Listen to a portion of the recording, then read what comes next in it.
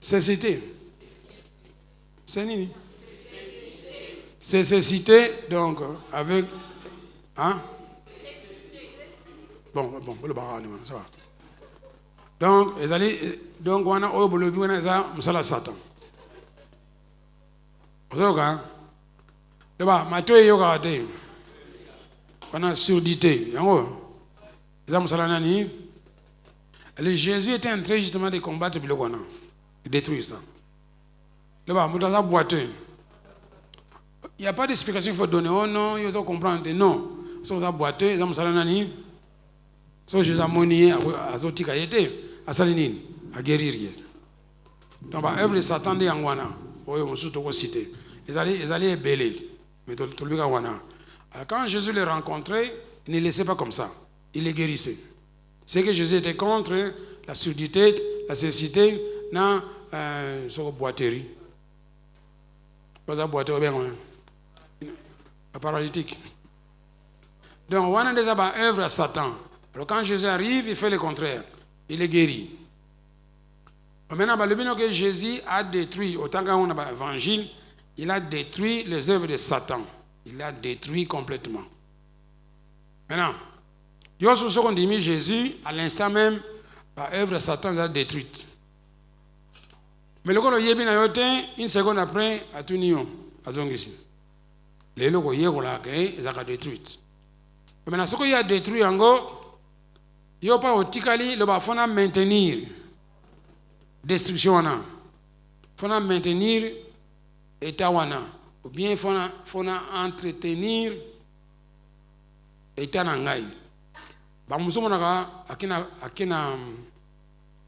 La croisade, l'assemblée à Télémi. Il va boiter à Télémi. Et puis après quelques temps, il y a une sous-boîte. Bon, il n'a pas entretenu guérison à protéger en côté. Même ce qu'on Zambé a sombi aux voitures à Sika, au foot à taille mon côté, il m'a péchu en go. Tu es très content pour ce témoignage. Aucune ville, la voiture est venue dans la sombi en go. Tu n'as pas de porte à tête parce que Zambé m'a sombi en go. Quand les voleurs viendront, à occuper qu'un Zambé m'a sombi en go. Aïe bien encore à Kenango. Nous sommes en péché guérison. Après, il faut battre l'ango. Il faut battre l'ango. Il faut battre l'ango. Il faut bandi, il faut confesser le banzambe pour entretenir l'ango. Et ça, l'anda quoi sika. Si vous avez quoi sika, si vous avez entretenir l'ango, il faut bébé. L'ango il faut combo l'ango. Il faut pas mailler la fleur. Côté. Si ça n'est pas le côté. Alors, et tout ça, les chrétiens sont dans le loko, toi pambolio, et sili. Et c'est un mingi, n'a pas témoignage, aux autres semblent la sous-souté, aux autres tangent le banzambété, aux autres confessent le banzambété. Bon, alors Satan yébi que bientôt, à tali au salon monté, aïe bien au sous. Alléluia. Il y a un pas l'action de l'eau, n'est pas protéger les Cambouana. Bon, tout le monde la fois passée ma camétali guérison. Alors, bon, le tableau nous a montré dans Somme 107, verset 20, Bible et le Bible, Dieu a envoyé sa parole. Bon, il dit, on va apparaître. Là où le gaillot. Qu'est-ce que bon, comment nous gaillot? Tu le mets là. N'a bien gaillot, n'a bien gaillot. N'a bien gaillot, n'a bien gaillot. Hein? Puis, on a un métif. Nous avons dit, le gaillot, il y a un retard. Ah, donc il y a un avantage. Dimanche prochain, premier range. Tiens. Est-ce que le besoin a bien rayon? Le besoin a bien rayon? Hein? Le besoin a bien rayon dimanche? Bon, il y a un bien comme on a eu. Vous avez une fraction. Donc, vous avez fraudé. Donc, on a bien et puis 5 minutes ailleurs. Bon, c'est un cas grave. Punissable par la loi. 5 jours de prison. Donc, ça, comme on est bien gagné, on a makambo. Alléluia. On a écouté le temps qu'il y a quitté. Bon, donc, on a matière. Donc, si on a à Pamboli, on a les cambou, tu as pêché quelque chose, parfois on a battu l'ango. Alors en français, par le biais, il faut entretenir. Il faut entretenir l'ango. C'est comme on entretient une femme, mais là-bas, dans une mois, ça sika. Là-bas, je dois l'entretenir. Ah, ça la gagne, ça la qui toko. Ce que je suis ma fouta ya kopakola te, je suis ma savon te, mon ma bé. Pour la villageoise. Famille tombora te, hein. Bah yo boto là. Donc faut l'entretenir, atika la toujours qui toko. Yoki. Ce qu'on Nzambe a guérir yo, même chose. Tu dois entretenir cette guérison par la parole de Dieu, par la prière et la confession. Si tu ne fais rien, Satan y a bien en sous. Après le bureau, la guérison dans le couta, le mec a télémité, on a commis coca. Ah, tais-toi, Zoba. Alléluia. Je dois l'entretenir. Il faut budget souki et zana. C'est on n'a pas quoi faire, on a bien. La perruque va changer chaque jour. Écoute, soit la perruque bonne habité. Ben on a contact à sauter. La perruque nous sommes sur la habité. Mais ça bon parce qu'on a perruque nous. Ah on a Congo perruque, États-Unis perruque, France perruque. Alléluia. Ma fouta ya kopakola fo somba. Bote. Ba brosse à dents, mais so ba dentifrice. Ngai mususu, biso tika na Colgate, bango ba komina marque mususu. Likambote tout. Chaka mbongo. Ya wana avant ba la force na mbongo pana ko entretenir moi si ozo kamalamu. So musala ete ko bala te. Je suis amoureux. De quoi de kwanga. Donc si vous avez entretenir ete a comme la villageoise. Écoutez. Hein? Bon, ça va hein? Alors, ce qu'on a guérir, tu as péché loko, il faut battre le loko en gros. Si on battre l'angote, Satan y a yibi en gros. Tu vois, madame, il y a un bazar côté, marqué Nzamba guérir, mais il faut battre la guérison wana. Si on battre la guérison wana, muta mukendi, le Satan a yibi en gros. Bon, vous en aviation, oui bien, vous sommes avion à Sika, vous avez CP là, mais à la fin du mois, il faut passer la ligne. Contrôle technique. Il faut pas entretenir en moyen. Il faut bien la maintenance. Sinon, hein? Bon, il y a un programme de maintenance déjà. Fait en avance. Mais il faut parler ça à l'église pour que les chrétiens aussi aient un programme de maintenance. Maintenant, tu es libre, tu n'as plus de travail. Venez faire une conférence sur comment entretenir la santé physique. Alors, il y a un programme de maintenance d'avance. Et quoi y en panne, il faut qu'il y ait une maintenance. Vous voyez, madame, Congolais qui n'a pas de maintenance, sur un moutou qui en panne. Alors, bangaï paye. N'a pas guérison pas en Zambé. N'a pas un programme de maintenance. Jeudi, na mardi, na dimanche, il faut pas entretenir ngaï. Soko za ko yate, on perd le logo Zamba Pessio. Alléluia. Vous allez voir. Est-ce qu'on peut éteindre là-bas pour que les gens puissent lire? Les techniciens, tu es fatigué? Fidèle, tu es fatigué? Il fallait donner l'ordre. Hein? Est-ce que tu exerces ton autorité? Est-ce que tu exerces ton autorité? Ah non, tu n'exerces pas l'autorité. Moi, c'est comme Bolingini. Pas de cadeau, pas éteindre. Mais tu n'es?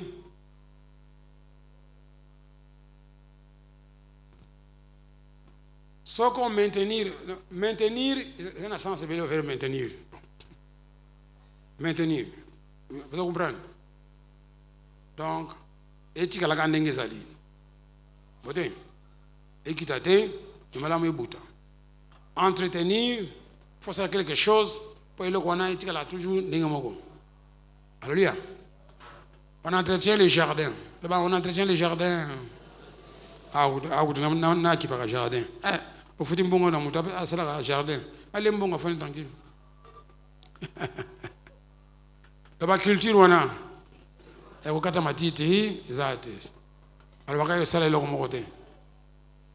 Mais Bangungi, on nous sauve. Alléluia. Donc, ce que je suis guérison par un Zambé, il faut entretenir en gros. Jésus a détruit les œuvres du diable. Est-ce qu'elles ont été détruites ou non? Alors, il faut maintenir en gros. par la parole de Dieu confession. Tout le monde est dimanche passé, les gens dans un aposa, tout le monde les relations entre les hommes et les voisins. Comment les entretenir et les maintenir. Ma relation. Comment protéger mes relations avec les autres. Comment protéger mes relations avec les autres.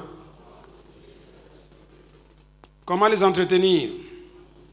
Comment vivre en bonne relation avec les autres. Bon, moi, je suis et où tu wapi, origine et comment on va normal. Le divorce. Il y a un pensé moko. Satan a planté un peu. Dieu peut dire bien.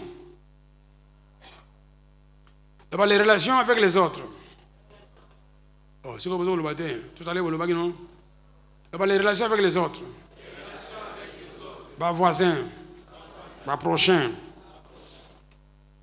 Vous allez bien un camarade na yo. Subitement, ma comme changer.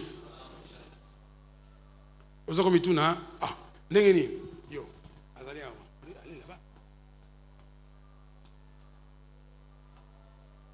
Mais vous comprenez pas. Allez là-bas. D'ici encore. Donc on va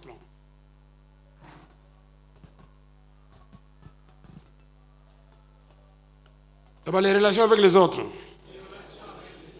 Bon, Fandi, camarade de mon école primaire, école secondaire, université, comme dans le monde du travail, un jour, vous sur la soute. Ali Kamoko Salami wana, incompréhension. Vous venez de soigner. Vous avez la soute. Alors qu'est-ce qui s'est passé? Vous commencez à vous chamailler, à vous quereller, vous avez soigné, vous avez bachele kalibino, en tout cas, mbala souka. Na besoin souté. Et puis, vous avez ça bien, na pona yo. Hein? To lo banaka na lola, na lola mo lo bana lola yate. Sikoli kamuni yango eleki yango esali ke bino bo swana. Lo bana ina yeba. Pana ni na swana muninga na ngayo. Est-ce que nzamba swani sio? Hein? Na mariage mobule koti na musala pa osala ka bozo swana na patron na ba collègue na yo bozo yokana te likunia jalousie batune question c'est dû à quoi? Pourquoi au début vous avez ba camarade mbala moko boko ba ennemi?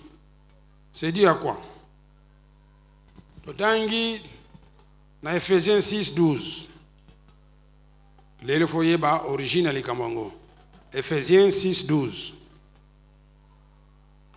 Balebinini, dans Ephésiens 6:12, sur le temps dans le tableau. Sur le temps, il y a moyen de lire au tableau. Pour moi, là. Dimi, il est comme ça. Bon, ton demi, quand tu joues avec écran géant, tu vois, ça va tout résoudre. Eh bien, merci Seigneur. Pour un écran géant. Toujours en retard. Pourquoi tu t'assois là? C'est ta place. Mais dans le mariage,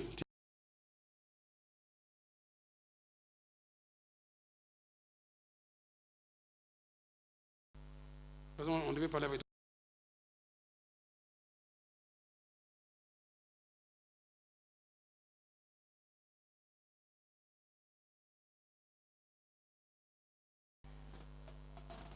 Ephésiens 6:12, tout le monde y a un c'est bon autant le bas. Non, ce n'est pas contre les êtres humains que nous devons lutter. Ce n'est pas contre les êtres humains. Il ne faut pas te chamailler na voisin na yo, na prochain na yo. C'est pas lui le problème. Les problèmes ils allaient boyo, le bas Satan à côté lié. À côté lié. Alors, ayo swan sayo. Le bas Satan côté la bango. Yemba Satana côté la bango babunda. Satana côté la bango babunda. Là-bas Satana côté la bango va divorcer. Là-bas Satana côté la bango va divorcer. Yangote. Donc, déjà, dans la cité, il y que avant de parler de Bunda, il faut Satan. Si Satan a été Bunda, alors, les lois de relaxation, ndengeni no tikaka, milimu mabewana, bakota, pour soin na moi sina yo. Soit à aux lala. C'est comme on a au soin. Olina idée. Soko swani na mwasi na yo ezali hasard te. Za mutu moko azwi telefone ya Satan ayoki makamango atiango na application. Yango te. Oswani na patron na yo ezali hasard te. Mutu moko ayoki makambo ya Satan atiango na application. Quand tu l'accès que na mukilo yo, je suis dans le monde. Mais je ne suis pas de ce monde. Alors ozamuta wapi? Lola. Lola, Jésus le bénini. Comme ils m'ont haï, ils vous haïront aussi. Donc Satan azali na mukilo yo alingi yote pa ibi yo na lola. Yeba utayikuname babengani. Yo sana chance ya kuzonga. Alors ça là tout pour nous déranger yo peut que naie na li felo. Donc faut y pas déjà que ce qu'on y a dans mukilo pan l'ennemi commun c'est Satan. Alléluia. Il se promène partout cherchant qui? Voyez bien go. Alors ko kamote. Maintenant, ce que vous faites bien na camarade na yo, puis à un moment donné bon une relation baby.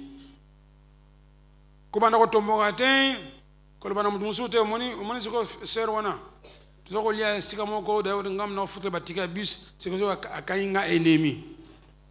Ser wana ko bana ser mususu. Ser mususu atango ko zongele ko wana bende peli moto. Uzoto nganga pa nini? Pana batiko futre ngai, eza combien? Na futa ngonyonso. Là-bas, relation baby. Tu ko beba na ngana yo, e mususu baby. Olingi to beba na? Non, na lingite. Ça, c'est ko beba na. Donc, tu vas réagir sous l'influence des démons, d'un mauvais esprit, et puis ils sont fiers de ça. Alléluia. Donc, un homme normal, c'est un démon dans la tête. Là-bas, Satan absent, Dieu présent. Là-bas, Dieu présent, Satan absent, Dieu présent. Là-bas, là où il y a l'Esprit de Dieu, il y a la paix. Le royaume de Dieu, c'est quoi? C'est la paix, la joie et la justice par l'Esprit Saint. Nous sommes au bout de côté et nous sommes au contraire dans Zambé Kochuana. Vous allez voir. Alors, nous sommes Matthieu très bien parce que tu reçois un bateau. Même si vous reçoit un yé, il y a un Zambé, il faut freiner.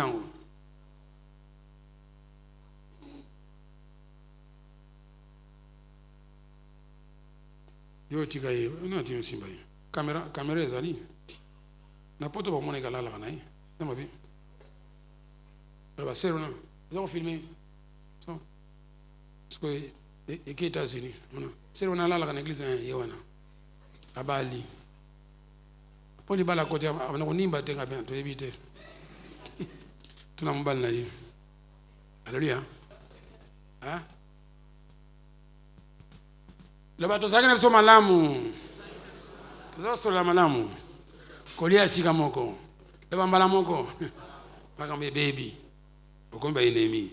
Eza na mabala ndenge moko, surtout les chrétiens qui prient et les chrétiennes. Les femmes chrétiennes, ils ont toujours raison envers leur mari. Surtout s'il est païen, bien s'il ne prie pas. Ils allaient payer attitude moko négative.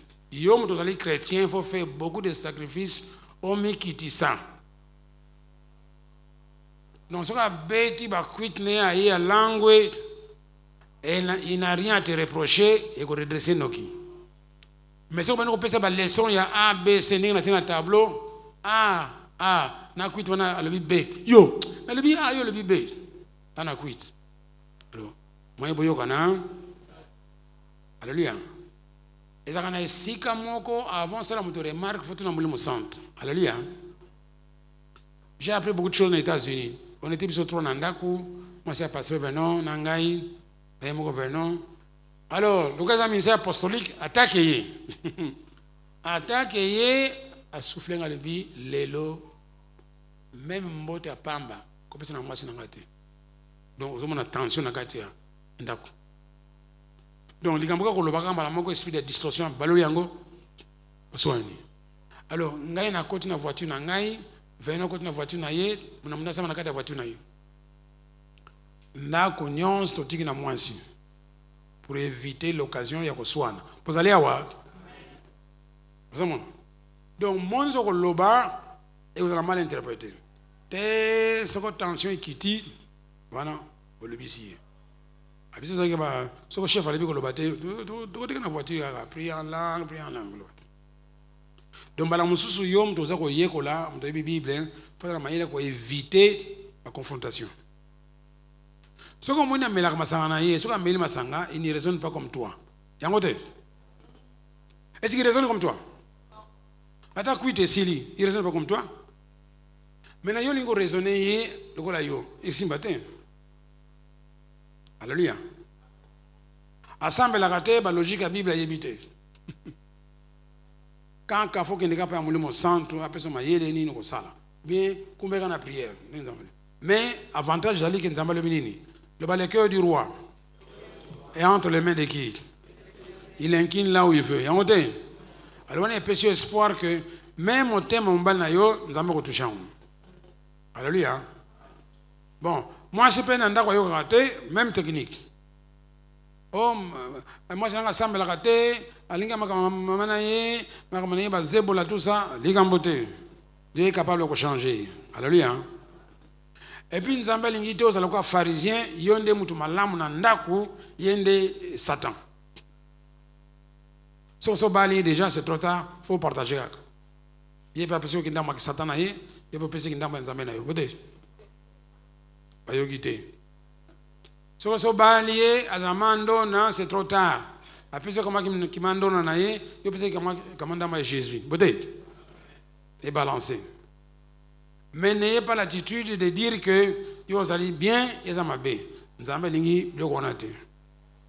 D'après Nzambe, mbali wana lingi eto lingi ete. Asana compassion na ete, asana compassion na ete. Alors s'il ne trouve personne pour l'aider, alors ça nini? Alors luka Jéroboam, peut-être. Mutamabe au sungai. Alors mutamabe wana za mwasa ndumba, tanga pe sungai pe abotoliwe. Vous allez voir. Eh, ozola la, na lo makamali bala sikoyo. Obala te. Oh. Fungola misu. Alléluia. Maintenant ba ko peso mayele pona kimia za nandako. Yonde fo sala nyonso pona kimia za ndako parce que na mayele. Alléluia. So ko tam sa mutuka, boke sika, transport réalité, voiture za wana, olobate bon. Yo pe olegi munoko mingi, to kozalawa. Mnogo mingi te yo kotaka na katamsa ka voiture oh na nzambe pani yo finga ngai na sama yele te tamsa ka voiture tika makama pamba. Alléluia. Biso ba chrétien to lingi vengeance mingi dama kama bonga te mena ba lakisio ke oza ko bunda contre mutu te oyo bozo swana na ye ezande milieu mabe e koti na kati na ye e swani siyo yepe koti e swani siyo bote. Maintenant, na mabala musuba saka soko température leki mingi, bon, to sima na maboko to sambela, to bega na sata bimandako. Bote. Na sambela te, sambela yo moko. Bo ke ko sambela yo moko. Bio bengi ba camarade moko ba sambela ka, ba tshelo boko, bo sambeli. Alléluia. Mais ko swana ezali fruit ya milieu mabelo ba, fruit ya milieu mabe. Fruit ya milieu mabe. Ba koti, ba swana sibino. Alors maintenant, to ye bananu sikoyo ndenge ni to pesa ka accès na Satan attaquer biso. Le ba comment donnons-nous l'accès à ces mauvais esprits? Oyo baye pour boswana. Donc quelque part moko na bino a pesi accès na muli mabe. Mais yeba nangote. Alléluia. Donc c'est sikoyo fo yeba ndenge ni to sanaka tazaki diba Miluma be koti ya takibiso. Alors Ephésiens 4, 27, le Bible ne donnez pas accès au diable. Comment tu vas commenter? Maintenant, qui doit donner accès à Satan? Bon, mais c'est quoi tu n'es pas matin? Mon yango.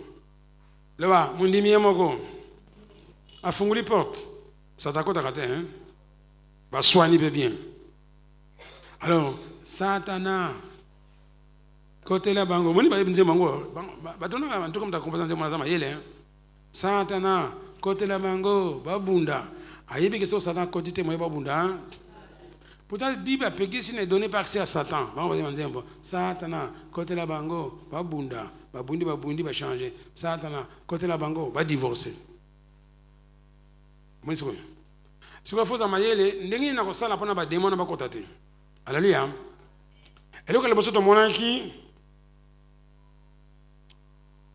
le manque de parole de Dieu. Lorsqu'un homme écoute la parole de Dieu, elle ne la comprend pas. Le malheur vient, enlève ce qui était semé dans son cœur. Donc, au fin de yawa, baza kote ayo, au comprendre te. Le bana comprendre te. Au fungoli nzela te, au fungoli nzela te. Est-ce que nani kuta qui parle kamona? Soko bate yo comprendre te, au fungoli nzela te, au fungoli nzela te. So Satan y a attaqué, il faut te l'aimer. Bon, c'est quoi? Vous ne sont pas pasteur à Sambela. N'a pas dit qu'on est on a. N'a démon on a. Alléluia. Le babatenga le banzambe. N'a comprendre te. N'a funguli porte te. Vous avez ce que yo. On était marate kaka ya kato délivrer yo. Donc porte ali bosso fungoli tango baza kote ayo, o comprendre na yo te. Tango comprendre te, Satan salini ni aye à côté na ye. Nana côté. C'est quoi il faut tenir. Faut être pasteur. Oh, j'ai besoin de délivrance. Vous avez besoin de m'battre. Alléluia. Lorsque j'écoute la parole de Dieu, là-bas, c'est quoi yo? N'est-ce pas yanga? Si on a compris, Satan à côté. Nana côté. Après, aux autres, on ne va pas délivrer. Il y a une délivrance. Donc, première porte au fongoli, au comprendre. Alléluia. Bon. Le manque de compréhension de la parole de Dieu et salinini.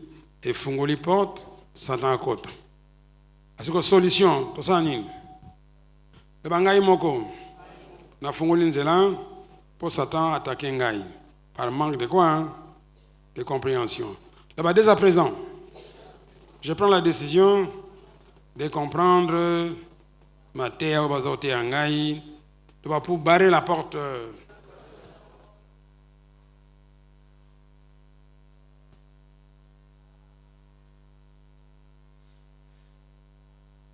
Réponds.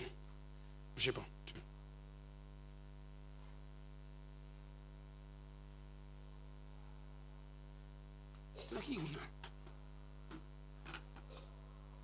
On a fondé les portes. Satan attaque ngai. On a comprendre. Vous avez comprendre. Surtout il y a une solution. On a la ngai. On comprendre en d'autres. De façon à comprendre. On apporte les boissons à fungoli.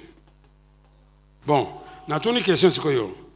Qui a remarqué que abanda kotanga Bible ton andako ton abanmi ko soit est diminué. Nana remarqué déjà na vie na yi. Banda to mana loboko. Banda comment kotanga Bible ko soit est diminué. 1 2 3 4 5 6. Bon, vous avez belé d'une 20. Mais maintenant tu n'as pas remarqué pourquoi ko soit est diminué. Et donc le tango banda tanga Bible enfin non pas par hasard. Sans le savoir, autant que verset on a, vous avez le belali kambo et son sarayo, des mots son sarayo. Alors accueilli. Comment est-ce qu'il y a des gens qui ont remarqué que pendant comment autant la Bible vraiment que soit est diminué? Est-ce que c'est sérieux? Qui a vécu ça sincèrement? Ça n'a le beau. Bon, comment donc nous n'avons pas pu savoir cette solution quand la Bible a. Maintenant, toké na kaya mi balé, on a première porte. Toké na kaya mi balé. Dans Matthieu 12, 43, 44. Si nous avons l'accès, nous avons kengela. Donc, si nous avons yo, on va la makansi, faut comprendre. Ce qu'on comprend, l'homme ne vivra pas seulement du pain, mais de toute parole qui sort de la bouche de Dieu. Donc on comprendre, lorsqu'un homme écoute la parole de Dieu, s'il ne comprend pas, Satan vient, enlève ce qui a été semé dans son cœur. Peut-être. Alors, mais pourquoi il est venu voler? Il est venu voler pendant nini, il est bien. Alingite ondima lilobaba bateyo. Ce qu'on dit, okobika. Ils ont la maladie, même principe. C'est la biso Luc 8, 12. Donc, tu vois que Satan est bien organisé. Il n'est pas venu seulement voler, que voler pas ma main. Aïe, biso ka longoli lobawana ba, moyo ndimango ete, moyo biobika. Alors, le contraire est vrai. Soko li lobawana, etikali na motema na yo, ondimi yango, okobika. Tokena mukanda Luc 8, 12. Totangi, ceux qui sont le long du chemin, ce sont ceux qui entendent, puis le diable vient et enlève de leur cœur la parole de peur qui croient et soient. Satan est ngulungulu te. Maintenant, balobi de peur. Satan a ko banga lo banzambe na katina yo. C'est la version muzuzu. Donc Satan yé pana nini koza iloba wana soka yibi yango te okondima soko ndimi obiki. Donc alingi to bika. Autre version libre. Là-bas au bord du chemin. Ce sont les personnes qui écoutent la parole, mais le diable vient l'arracher de leur cœur pour les empêcher de croire. Les empêcher de croire et d'être sauvés. Toi, tu dis Amen. Tu n'écris pas. Tu écris où? Ben non, on va parler de mais bon. Mais ben on va imprimer la même chose au copier. On va empêcher de croire. On va empêcher d'être sauvé. Mais bah tiens qui bien sauvé on est zaranine makambe belé guérison délivrance nanini makambe belé belé yangote. Donc pour moi que Satan est bien organisé. Tanga le sowa. Au bord du chemin. La mukato tanga au bord du chemin. Ce sont quoi? Les personnes qui écoutent la parole. Mais le diable vient, l'arrache de leur cœur pour les empêcher de croire et d'être sauvés. Bon, pour que Satan arrache la parole dans ton cœur, quelle est la condition? Nous avons dans Matthieu 13, 19.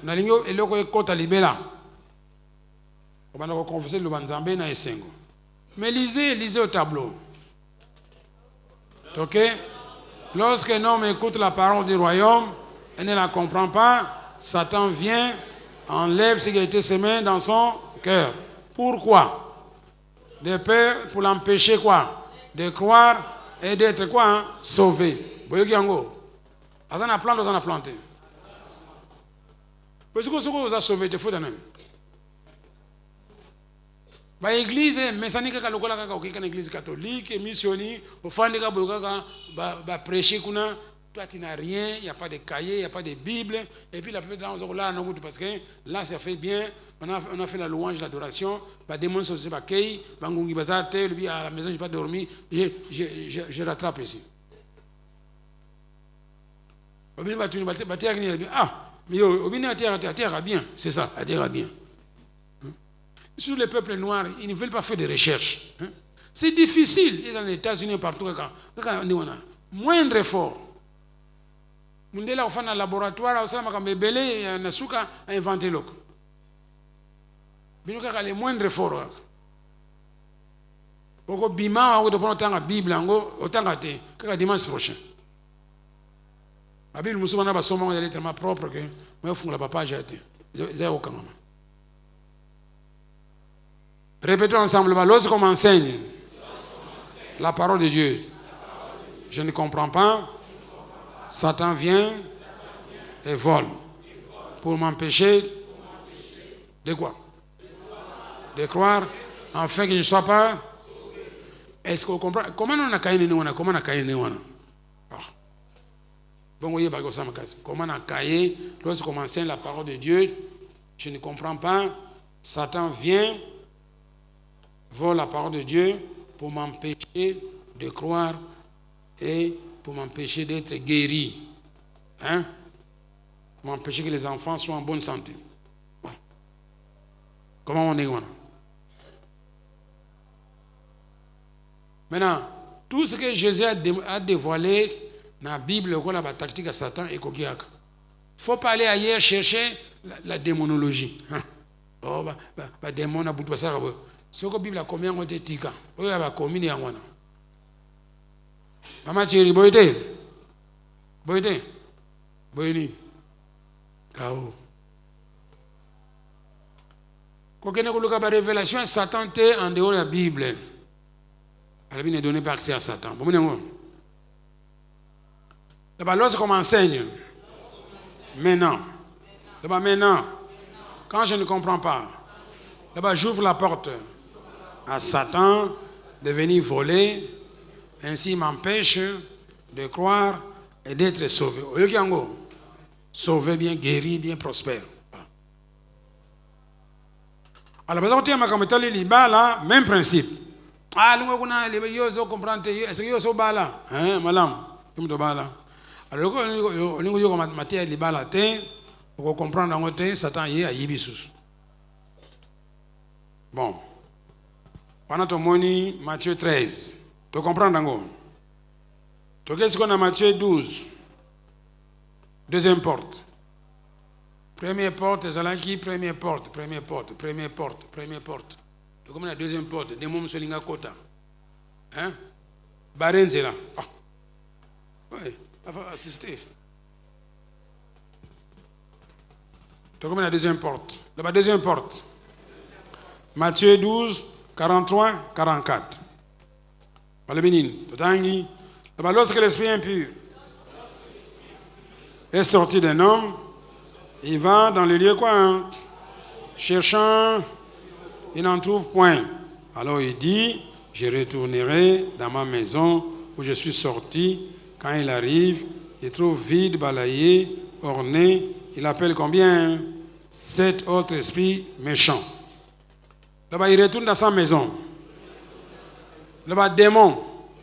Abengin zotononini. Démon abengin zotononini.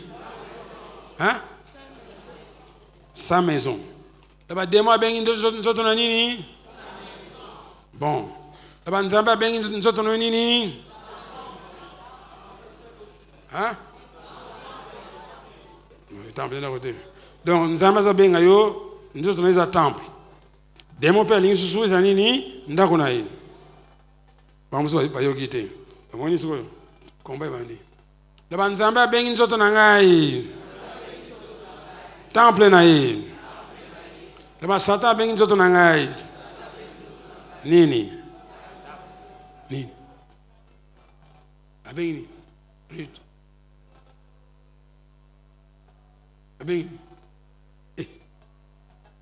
Si vous avez ça, vous avez un moko.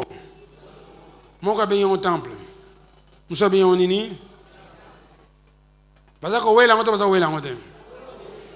Si vous avez un moto, vous avez un moto. Le Satan a bien un moto. Ndaku na ye. Le banzamba bien au nini. Combat, ça a été exaté. Bon, moi, c'est quoi? Alors, démon a soka bimi accueilli côté lengana, jamais retrouver repos. Ce repos c'est quand on nzoto mutu. Akolinga zonga pa ya bimelaki. Alors là, il faut entretenir la délivrance. Vous avez délivré, démon moko bimaki, vous avez délivré. Si vous avez fait tranquille, vous avez la Bible, vous avez confessé le banzambé, ça c'est l'entretien. Donc le salangote Adzongi amoninda kozali vide balaye. Vide de quoi? De la parole de Dieu. Alors, alobi nezaki ngamoko abeti ngai. Nakoza ba vrai yanke. Ba vrai ba massa nanga ba méchant. bakoti pa na yo balobi ton état maintenant est comme nini pire qu'auparavant. Est-ce que vous comprendre hein? Nam ta funguli pour toi na. O funguli on ngini. O funguli on ngini. Tikana na miro chaba yombo na miro. Moto za kilo mingi. O funguli on ngini. Hein? Hein?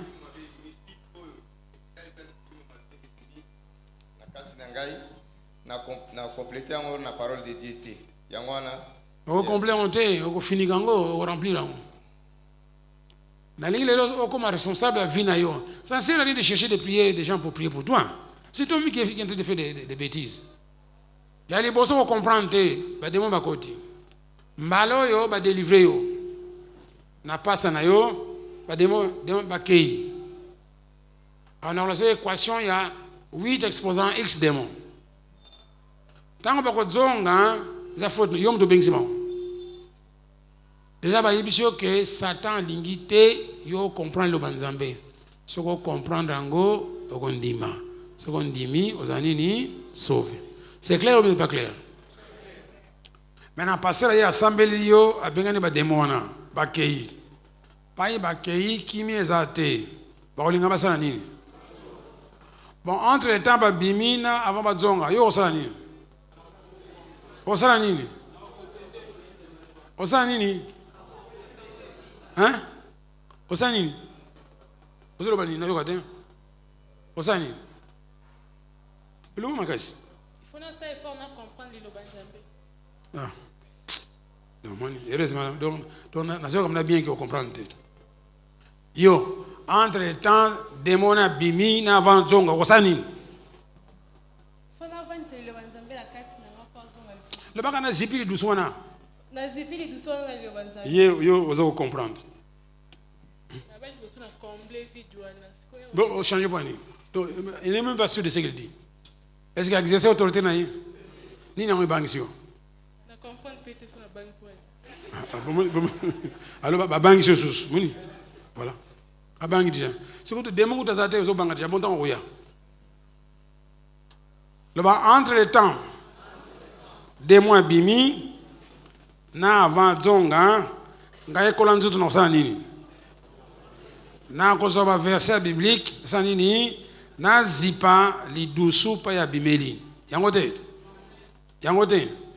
eza musala nani ya pasteur alors ce qu'on zipi yango te ba kozonga 8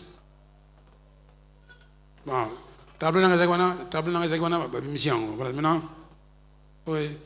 Maintenant, j'ai besoin de tableau zate. Pour voir comment équation. Dans le tableau éthique là, pour mission. Na bateau va supporter bino. Je me suis senti seul. Maintenant, on va expliquer l'équation moyen. Ça passe avec les cambotika, botika kambala mo. Mais ça on va discuter c'est voilà.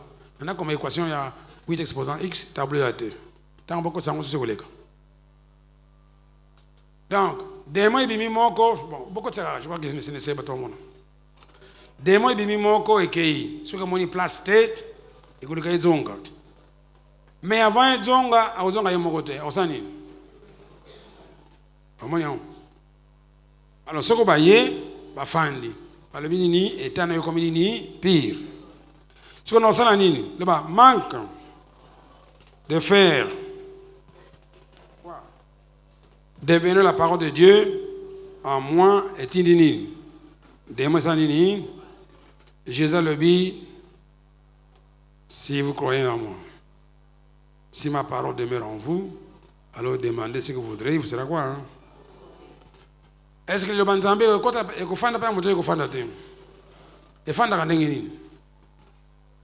Moyen ko kotsa ngo ndezali moyen nini confessons la parole de Dieu. Amoni yango. Bon, pas une question.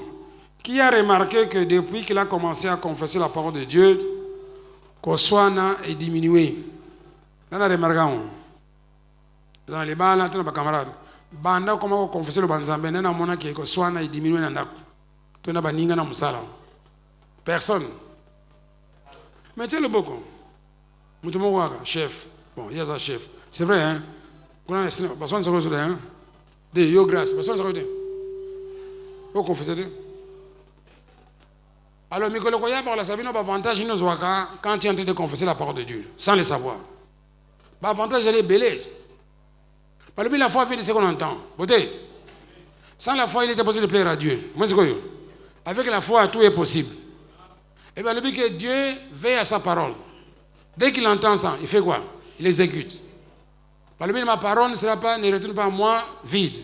Il doit accomplir ce qu'il a envoyé. Vous avez comme ça. Il y a un moment où confesser au Toki, comme il peut peler. Alléluia. Donc, vous remarquez que Bando Bando confessé le Banzambe, qui m'a écouté, mon boule les a sauté. Le Bangaï Moko, la fungula kanzela, pour Satan attaquer Ngai, pour na tikinini vide na motema na Ngai. Alléluia. Donc, dès à présent, je prends la décision de remplir quoi? C'est vide par des versets comme enseigne pour barrer la route à qui? Bon, il faut barrer la porte d'entrée à Satan.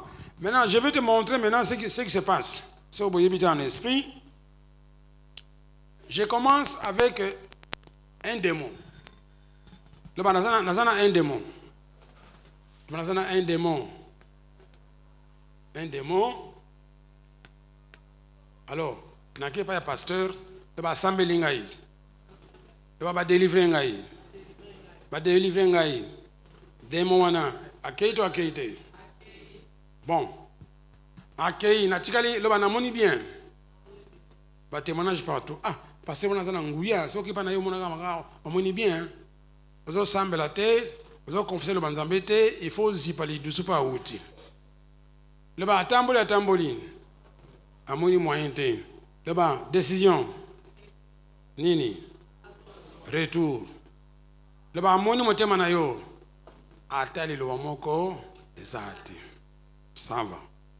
À cause de 7 démons. Bon. Alors, combien de démons bonus? Combien de démons? 8. Là-bas, combien de démons? 8. Pourquoi il n'a pas passé? Oh, vraiment, pasteur, vraiment, en tout cas, na le bakaming pour na yo vraiment, na bita ka témoignage na yo. Mais mes colonnes ont dit comme kilo, moi, oh, comment gâté? Moi, j'aime bien la délivrance. Allez, à Jesus, à délivrer à yote, hein. Bon, les démons doivent sortir au nom de Jésus. Vous voyez bien, on dit, t'as la gagné au salaire. Là-bas, 8 wana, et bimi. Kuna otikali ba témoignage moyen te ko yunga na pa ko telenga partout. Kumisa ka passer ngo malam. Le ba tangi bible te. Oye ko bible te.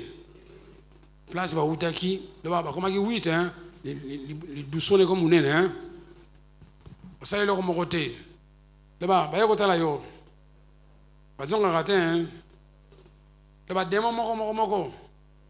Démon moko. A combien 7 naïe? Bon, bah combien? A combien 64? Vous avez quoi? Donc on a une équation dans naïe. Donc, on a une équation dans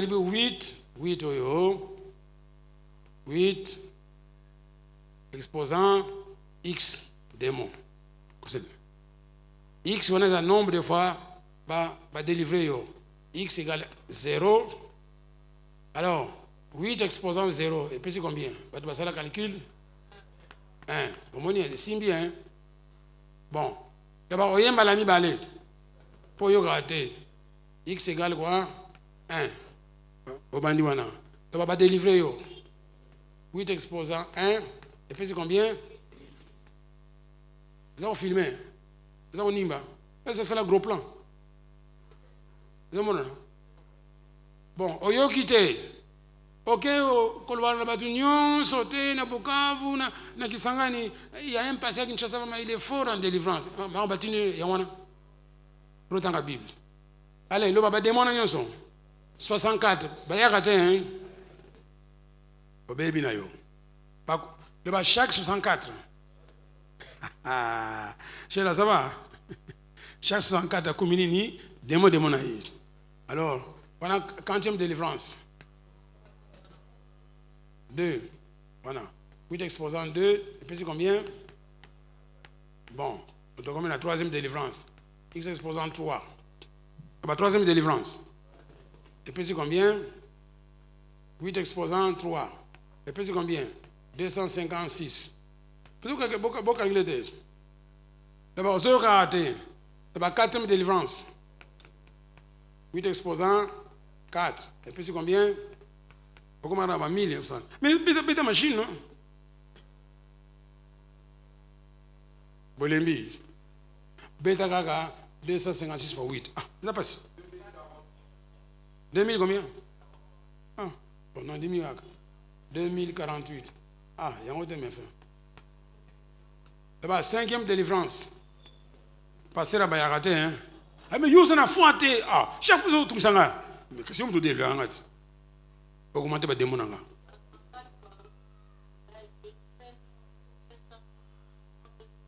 Il y en a quand même. Bon. D'abord, il y a un autre.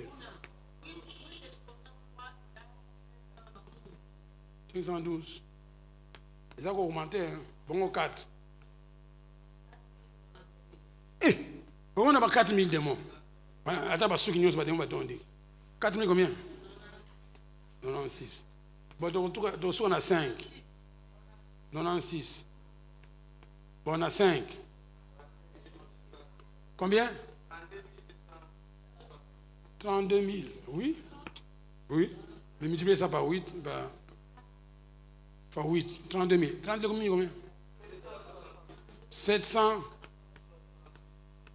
démons. Est-ce que vous avez sous? Hein? Naye moko pasteur a 10 000 offrandes de Malibi, yo, changer l'église. Pasteur qui m'a été, hein? Mais démon il est trop. Na souki démon, na pas sourcil démon, na misapi démon, na pas orteil démon. Yo, zakadi. Ya on a faut arrêter par délivrance pour zoba, te. Ya mon musulman ba baya ba semble la soute pour ni. Ba délivrant, ba contre délivrant, ba sous délivrant, ba hyper délivrant, ça pour rater. Na yemo délivrer à l'embarraté, hein. Habite zonga. C'est pour mon yango. Si vous passez aux hommes, n'a pas comprendre le banzambe, n'a pas délivré comme une colonie. Olingini. Bon, non, bon, le baga pas n'angai, n'a pas d'anda colinga pas délivré non. Je cherche les pasteurs qui viennent des États-Unis. J'ai besoin de la délivrance. Ah, on va peine à toi, tu n'as pas la fin du wana. Dans le pays l'homme côté. Donc, ce qu'on délivrer une fois directement, il faut pas nous retirer le banzambe. Oui, madame. Sinon, rendre un mauvais service. Tu as dit, la délivrance. 32 768 démons. Nabi la mort de l'ati et comme ils sont les démons. C'est ça que yoga. Et si tu comptes, Bamoussou va commettre 10 fois. Alors, aux États-Unis, il y avait un pasteur. Dans les gens, tout ça comprendre. Soka monio ozana wa démon atunio tata na yo akeneke église yakene église te maman no akeneke église akene so bino passemble la raté ba bi Jésus dit bon gardez ces démons là ekoki le bâtiment tranquille na comme démon wana allez ko multiplier bangote alors les gens les trouvaient drôles hein le personne a démon encore. Mais chez toi, les gens ne prient pas. Si vous avez un ils provoquent quoi?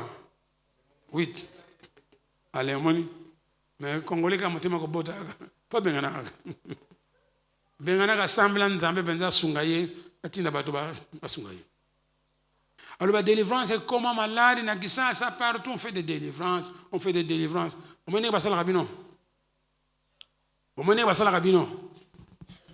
Amusuba yawa, premier jour tali longi na yi. Ilungi potagana. Mais ce qu'on fait quand on a pas louange, n'a pas adoration, pas magaga, on a ilungi sukwami, a commis bien. Nana yebi nenga yakni wana. C'est comme yebi. Nana mon amital na miroir na commis bien. Nani on tient le boko. Bon mi yebi te. Le boko mo quoi? Toi, venu gauche. Charlin, j'ai le boko te. Donc ba démon et longara na louange ma casse à parler en langue au sukomi kamba la moko et longa nzambe monani alléluia siko yo bolingi délivrance to bolingi enseignement na Tunisus bolingi délivrance to bolingi enseignement oui vous les gars la télévision calcule ba démon délivrance de 8 exposants X démons je crois que la Bible c'est quoi. Bon, ba démon na soke bimi na souka au komi na situation comme ma bé faiblesse, c'est difficile si ko autant la Bible. Hein? Donc ba kondio penza ba na ba kanda o so benga na bango nyonso ba bango ba ko nyoko lo penza. Donc comme on a place on a té. Délivrance une fois coquille, maintenant faut beau entretenir délivrance wana poté lo banzambe. Alors musala ba licencié de yangwana. Mutu aya wana église azana ba démon na ye manifester ba bengani yango mena fo bolandela yete akoma makasi yemoko ba démon ba kota soute tokani malamu eza musala ya une fois te il faut landela ye il faut avoir beaucoup de patience non beaucoup de compassion landela ye te ye abaye yo bayete ona na kana otala ye me occupé ne na boakisi ye wana mutema musala nzambe. Aux États-Unis, on a bateau, on a pendant une année.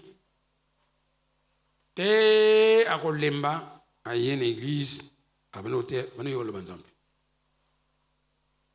Attention, quand ça, yoko kipete, l'andlegak. C'est l'amour de Dieu, elle est wana. Banami bayaki awa, mais suffisate, bon, tout bon c'est bon sous. Bazon il passe Satan. C'est malheureux, mais c'est comme ça. Retraite, les gars, il y a 3 jours avant, il y a les parents qui ne sont pas venus même écouter ce que les enfants disaient. Charge Nyon, c'est pour pas pasteur, mais ça est en Zambie. Contribution à parents, presque 0. Maintenant, les enfants ont dit beaucoup de choses ici. Les parents, ils ont monté. Ce qui fait qu'à la maison, ils vont continuer à faire la même chose. Il fallait contribuer. Mais comment on a l'église bon, dans un problème, dans l'église, ma boîte qui est une intercession. De les malades, pas une intercession. Est-ce que na armée batina comme malade na guerre? À une église, ça n'a pas de problème. Qui ne compte en intercession. Mais tu as dit, mais il y a aucun intercession. À Québécois, je sais comment on a vision ma baie. Autant de ensemble là, na moni voiture passer sauter. Tout le monde a passé. Autant ensemble là, na moni esprit il y a démon. Non, ndoki moka côté. Le bas ça n'a pas de problème là. Moi côté en esprit, à mon a pas de problème là. Autant de ensemble là, na moni lingi moko côté boyo. On dirait président Tshisekedi. Il faut de bon dépend à y. Qu'on a vision mon a vision malheur. Peut-être. Il y a malheur mais mon non. Il y a mon état d'esprit na yeza ma bien. Mais à comment on ni?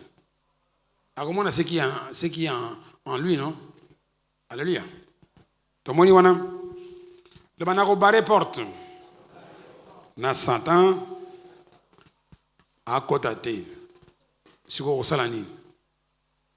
Osalani na deuxième cas osalani. Pour côté osalani. Le banako remplir vide wana par la parole de Dieu. Alors dès à présent, je prends la décision de remplir ce vide par des versets comme enseigne pour barrer la porte à Satan. Bayebisio A à Z ndenge ko sala pendant qu'on maintenir délivrance aux juifs.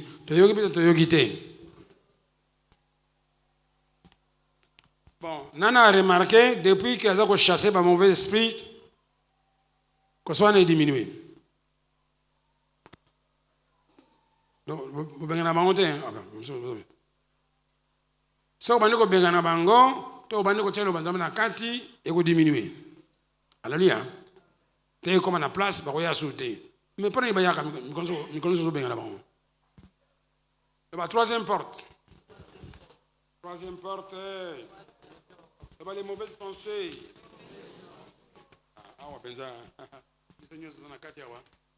De ma troisième porte, les mauvaises pensées. Tanguy, Proverbe 15, 26.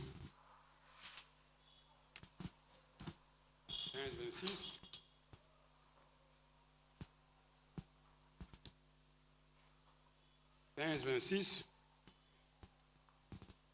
Na bateyo, ma porte d'entrée, il y a des démons, oye salaka boswana na batu. Pour tout dire que dans Ephésiens 6, nous avons bunda contre batuté, mais contre quoi? Les forces méchants, les esprits mauvais dans le lieu céleste, entre le ciel et la terre. Les esprits de puissance qui dirigent les mondes de la nuit.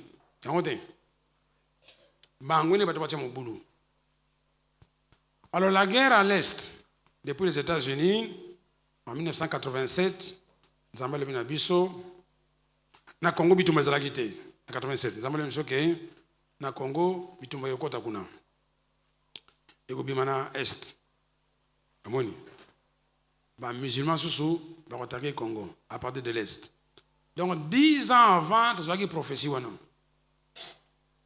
nzamba apesi solution pana mboka Congo. On doit planter des églises chrétiennes tout le long de la frontière est du pays. Vous avez yoka nous avons nzambe. Ba négociation ba sala na kimutu de kosima na ngote. Alors que maintenant on découvre que na leo na kutu mutaiba kiteke ba colton eza na Bukavu. Mutu mo yeba kite. Yo za kosina ba traiteur mais na butu ba vient za atterrir na ba piste mike ba yiba biloko. Nzambe lo ba kito tia à l'église chrétienne le long de la frontière est. Bon, na kena Bukavu.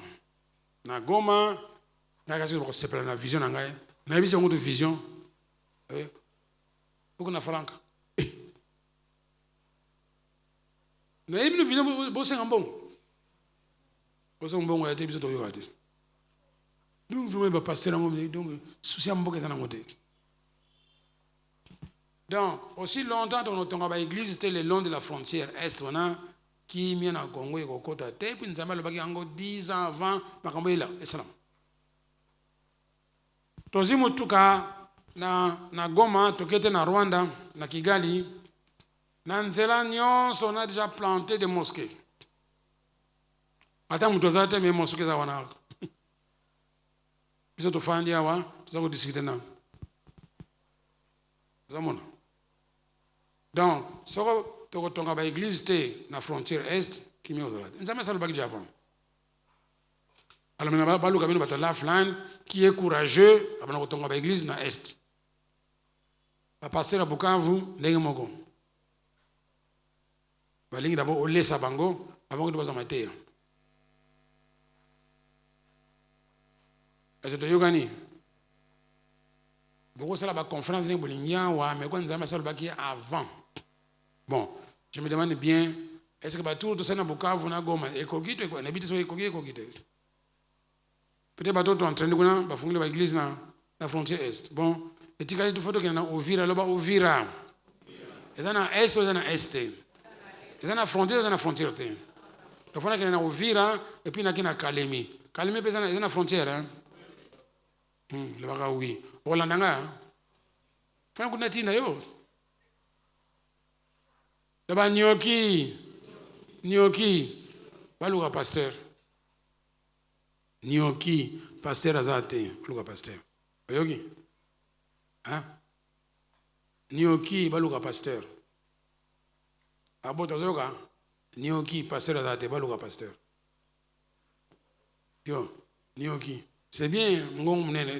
Il faut que nous na ngong wana kona mi courante ba yoko bien. Attache. Ufani kana capitale. Nyoki Aliba, vous allez voir passer à Nyoki azate. Tu pas quitter. Est-ce que au sala tourne à Nyoki te? Ok nous tombola lingomba ya ensemble. Bobandimba le bi ba kotika te. On va nous prier. Maintenant on m'appelle, moi sala. Mais Nzuzi Yamba. Tu exerces l'autorité dans le voyage. Et ça, le voyage à Nyoki? Hein? Au bout d'avion, on fait les. On un avion. Hein? Pourquoi naïf? C'est que yo mundimi amen yo fani tranquille. Yo makasmoka ngininga. Nazong. Basi be ko bala ngininga baza sute. Mais c'est na nyoki kuna bazali. Hein? Basakata. Alléluia. Daba nyoki. Ezako luka pasteur. Ba luka pasteur ngaite. Ba luka msala nzambe ate bon.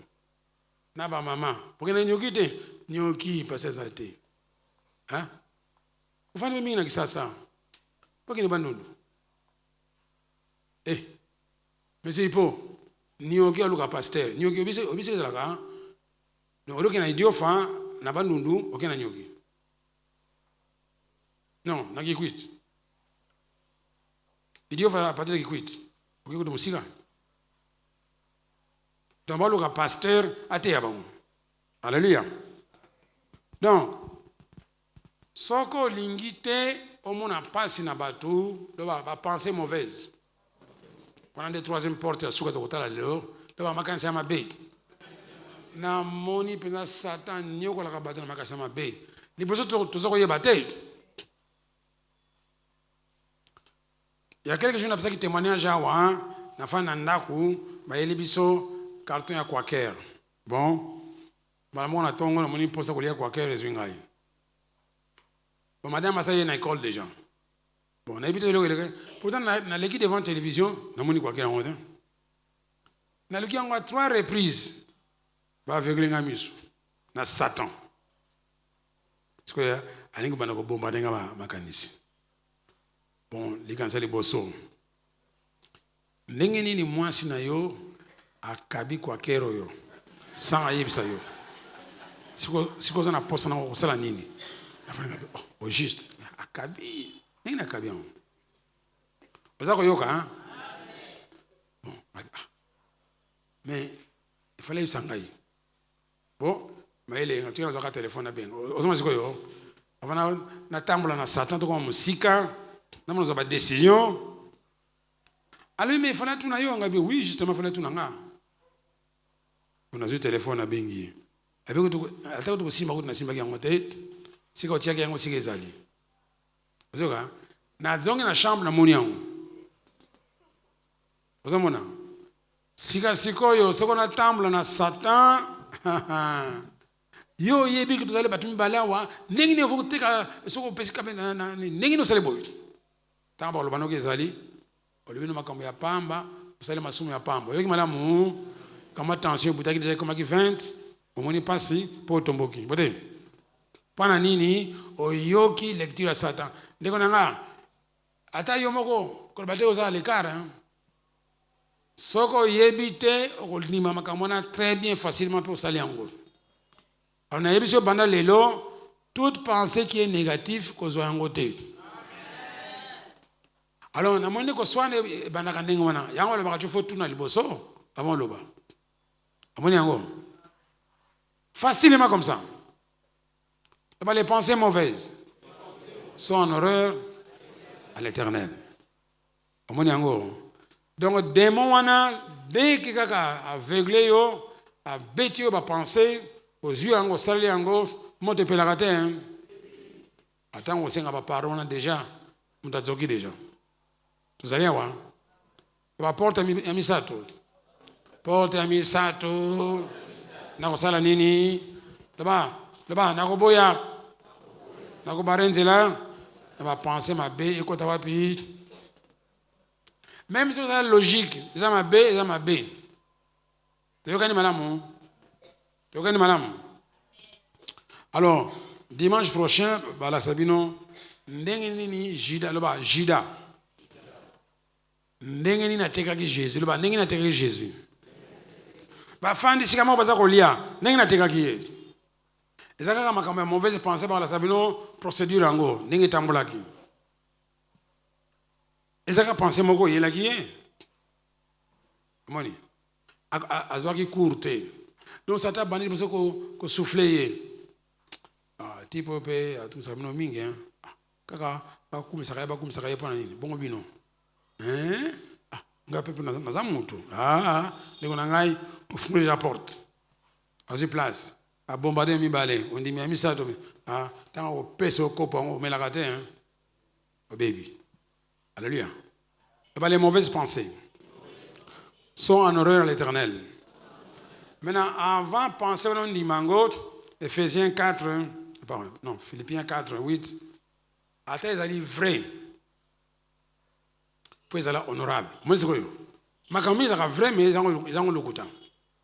Tiens, Ephésiens, tiens, Philippiens, on a tout ça la pratique. Donc, dimanche prochain, vous en attendez. Donc, pendant kota la kaka ndenge nini mutu bafandi na Jésus sika mo boza kolia nini ebi bokomi ba ennemi okoteka ye. Bon, okoseka Judas mais yo besoin en place on a nous ça ndenge moko. Dans l'église oyo kondima ba penser ma bête pour na pasteur na yo. Eke malamu. Soka ondimi ka penser ma bête au fongoli porte. Soka yeka pou okimi nini. Oh, passez, ça revient. Asani. Amoni. Amusu badala basalo banango kuna ko mega na ndeko soko na bureau wana. Oyo kani ko ramasser yo. Debo kangango on est évangile. Hein? Philippiens 4 de balebini. Le ban. Et le commandant. Soki ça vrai. Même ils allaient vrai. Mais après, il faut vérifier encore. Est-ce qu'ils allaient juste? Est-ce qu'ils sont honorables? Moni. Est-ce qu'ils sont aimables? Si vous avez des gens qui ont pension. Vous avez yoga?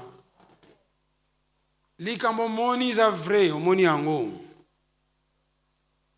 Les bana moni deux filles. Non, fille et garçon. Vous avez s'embrasser quand on a si ma porte. Peut-être. Moni ango. Alors, c'est que vous pensez dans l'église, vous salez bien. Vous salez bien. La Bible, vous salez bien. La seule personne au Kamwana, pas le pasteur. Parce que ce n'est pas honorable. Ça a juste été, ce n'est pas un sujet d'approbation. Amoni. Mais il y a une victoire. Amoni Bango. Parce qu'il y a un charama wama. Quand vous êtes dans l'église, porte-parole, nyonso. Écoute na Facebook. Osali malamu te, otie kimia te. Alléluia. Alors va penser mauvais ba le binini Zacharie 8 10. Soko ba fandi bino mbale na moninga, soko penser mabe yeli yo kuyamba ngote bengana. Soko za sûreté otuniye. Tali kama na kanisi. Alléluia. Soko bango lo bango. Obimisi yango alwana mobulu ekoti.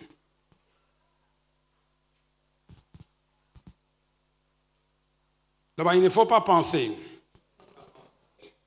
ce qu'il pense.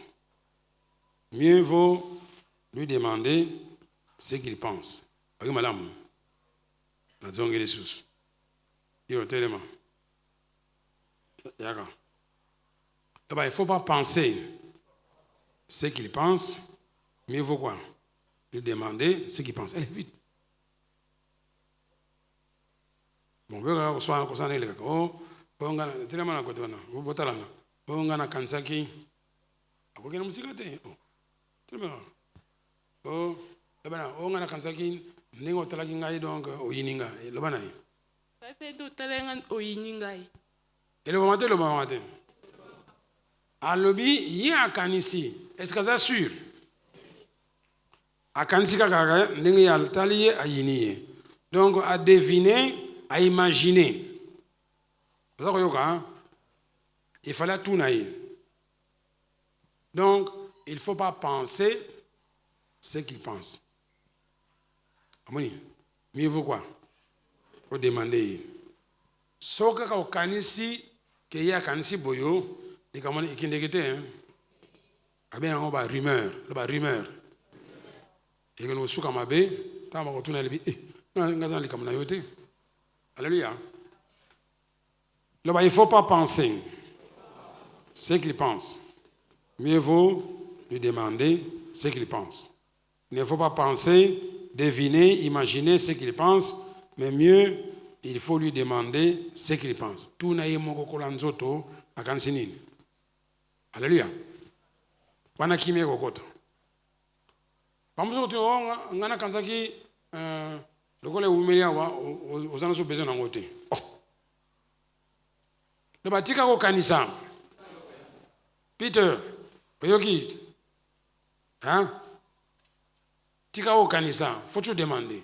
Alors mon boulot mingi ekota na chaîne de commande, ngana kanzaki ozana so nantina iloko ngote, yawana na kabiango. Tika ko kanisa na place mutu mususu tuna ye loba tuna ye alors ko kanisa wana za kumsala satan aniki yango tango kanisa usali yango évidemment tu es innocent innocemment ça on en côté mais au baby sikaka peyo kani sawa bon maintenant tu voyez que là qu'on lutter contre l'esprit méchant peut-être oh totelimina nous toyoki ke pona batu bale baswana il faut esprit moko mabe et lobana mutu moko na bango bote o mena na kolaksa yo ndenge no bono benga na ba esprit mabe wana yo moko oro koma na ba 8 exposant x yo moko totelemi tokena labo tota soko landi antuka soza ko nimba bien siko koya. On se bien passer au déranger pour nous on a télé moyen nimba za sauté na délivrer yo bon on a papier na yo papier na fois passer on a ngoto boaki on otekele ngungu ba